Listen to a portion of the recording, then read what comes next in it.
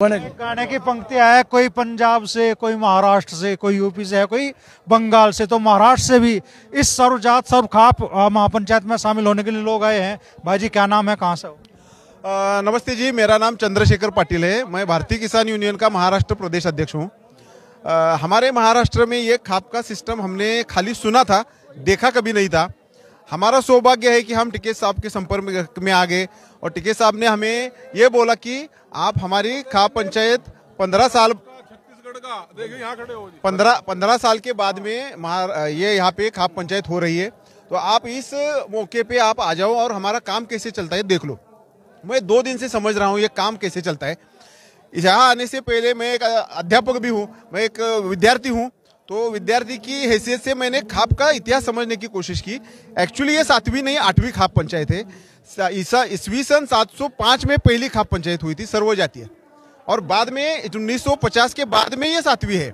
बीच वाले जो पीरियड है वहाँ उस पीरियड में कुछ ऐसी घटनाएं थी, स्थित्यंतर था व्यवस्था का, उसमें ये खाप पंचायत को टारगेट किया गया। जैसे लॉर्ड मैकॉले ने पूरे इतिहास में उसकी ने खाप पंचायत को खत्म करने की हर एक कोशिश की, नाकामयाब रहे। हर व्यवस्था जो है, देखिए क्या होता है, कार्ल मार्क्स का एक कहना है कि पूंजीवाद में नीति मूल्यों का ह्रास होता है। तो नीति मूल्य जो होते हैं वो उसके पहले थे, ये कार्ल मार्क्स भी एक्सेप्ट करता है।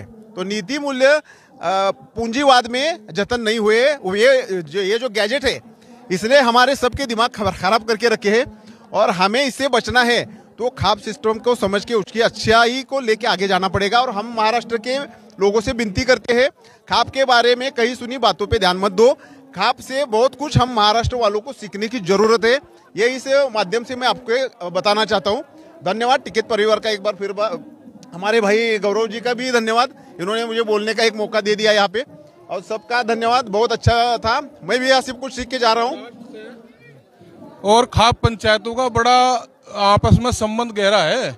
जब पानीपत की लड़ाई थी अब्दाली वाली, तो संभाजी भाऊ ने खाप पंचायत सोरम को सदाशिव भाऊ ने चिट्ठी लिख के जो है और अपनी सेना तक मांगने की बातचीत करी थी। वो चिट्ठी भी जो है पाटिल जी के पास में है। महिलाओं को, जाट समाज के सब योद्धाओं ने हमारी पानीपत के मराठा महिलाओं को सही सलामत ले आने की जिम्मेदारी उनके ऊपर दी, और महाराजा ने, यहाँ के जो महाराजा थे सूरजमल, उन्होंने ये जिम्मेदारी उनको सौंपी थी।